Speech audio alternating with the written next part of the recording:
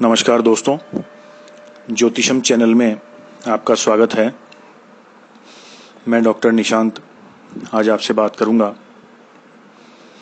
पितृदोष की हमारी सीरीज में अगले बिंदु पर। आज का विषय है कि पितरों के रुष्ट होने के लक्षण क्या क्या होते हैं, किस प्रकार के संकेत हमें मिलते हैं जिससे पता चलता है कि हमारे पितृ हमसे नाराज हैं अथवा रुष्ट हैं। पितरों के रुष्ट होने के कुछ असामान्य लक्षण जो मैंने अपने निजी अनुभव के आधार पर एकत्रित किए हैं अथवा लोगों के जीवन में अनुभव किए हैं, वे इस प्रकार हैं। देखिए, सर्वप्रथम तो यह है कि जिस परिवार में पितृ रुष्ट होते हैं वहाँ उनके भोजन में बाल निकलते हैं। अक्सर खाना खाते समय यदि आपके भोजन में से बाल निकलता है तो इस बात को आप नज़रअंदाज न करें। बहुत बार परिवार के किसी एक ही सदस्य के साथ ऐसा होता है कि उसके खाने में बाल निकलता है। यह बाल कहाँ से आया इसका कुछ पता नहीं चलता। यहाँ तक कि वह व्यक्ति यदि रेस्टोरेंट आदि में भी जाए तो वहाँ पर भी उसके खाने में से बाल निकलते हैं और परिवार के लोग उसे ही दोषी मानकर उसका मजाक उड़ाते हैं, जबकि ऐसा नहीं होता है। यह पितरों के रुष्ट होने का संकेत होता है।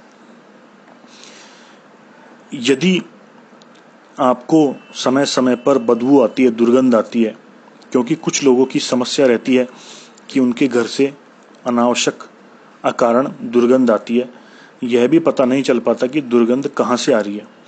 कई बार इस दुर्गंध के इतने अभ्यस्त हो जाते हैं वो लोग कि उन्हें यह दुर्गंध महसूस ही नहीं होती, लेकिन बाहर के लोग उन्हें बताते हैं कि ऐसा हो रहा है। जबकि परेशानी का स्रोत पता न चले तो उसका इलाज कैसे संभव होगा। इसलिए उनको इसका इलाज जन्मपत्री में पितृदोष के रूप में मिल जाएगा। जांच करानी चाहिए अवश्य। कई बार पूर्वज जो है ना वो सपने में भी आने लग जाते हैं। जैसे कि मेरे एक मित्र ने बताया कि उनका अपने पिता के साथ झगड़ा हो गया है और वह झगड़ा काफी सालों तक चला। पिता ने मरते समय अपने पुत्र से मिलने की इच्छा जाहिर की, परंतु पुत्र मिलने नहीं आया और पिता का स्वर्गवास हो गया। कुछ समय पश्चात मेरे मित्र मेरे पास आते हैं और कहा कि उन्होंने अपने पिता को बिना कपड़ों के देखा है अपने स्वप्न में, और ऐसे वे कई बार आ चुके हैं। तो वे स्वप्न में आकर के ही संकेत दे रहे हैं कि पितरों का दोष है, वस्त्र भोजन तर्पण आदि से इनकी शांति कराए। तो पूर्वज जो सपनों में आते हैं वो भी पितृदोष का एक लक्षण है।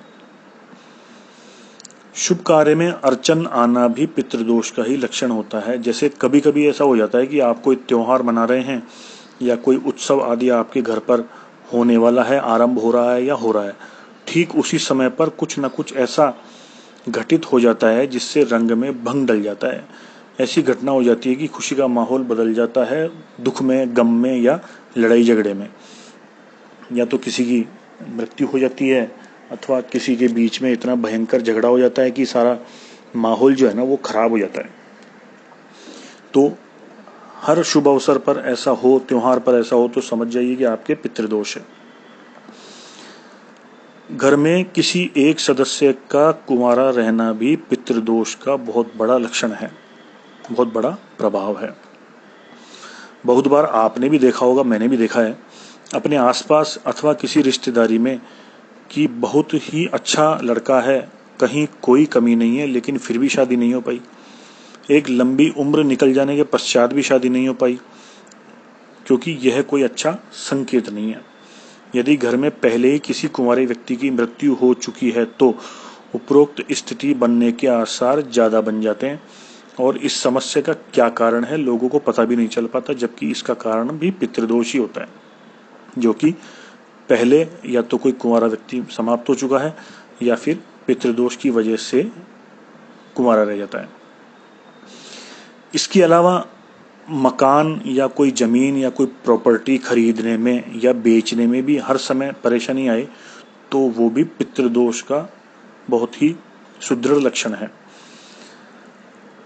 कई बार देखने में आता है कि बहुत अच्छी प्रॉपर्टी है, मकान है, दुकान है, जमीन का हिस्सा है, किसी कारण से बिक नहीं पाता और कारण भी पता नहीं चलता। यदि कोई खरीदार मिलता भी है तो बात नहीं बन पाती, और कोई खरीदार मिल भी जाता है तो सब कुछ हो जाता है, तो अंतिम समय पे सौदा कैंसिल हो जाता है, डील कैंसिल हो जाती है, कारण भी पता नहीं चलता। और सामान्य सा कारण होता है जो कि अवॉइड या इग्नोर भी कर सकते हैं अपन। लेकिन इस स्थिति में यदि लंबे समय से चली आ रही है तो मान लेना कि इसके पीछे कोई अतृप्त आपकी पितृ आत्मा है जो उस भूमि से जुड़ी हुई है या भूमि के टुकड़े से उसका कोई संबंध है, वो बिकने नहीं देना चाहती है। तो सबसे पहले उसकी संतुष्टि करनी चाहिए, उसके बाद उसे बेचने का मानस बनाना चाहिए, तो फिर वो निश्चित रूप से बिक जाती है। इसके अलावा संतान नहीं होना भी पितृदोष का बहुत ही मजबूत लक्षण है। बहुत से लोगों को देखा जाता है कि मेडिकल रिपोर्ट में सब कुछ सामान्य आ जाता है, उसके बावजूद भी संतान सुख नहीं मिल पाता। दोनों की टेस्ट रिपोर्ट सही है कि कोई भी परेशानी नहीं है किसी भी तरह की, फिर भी संतान नहीं हो रही। हालांकि आपके पूर्वजों का इससे संबंध होना लाजमी नहीं है, परंतु ऐसा होना बहुत ही हद तक संभव है।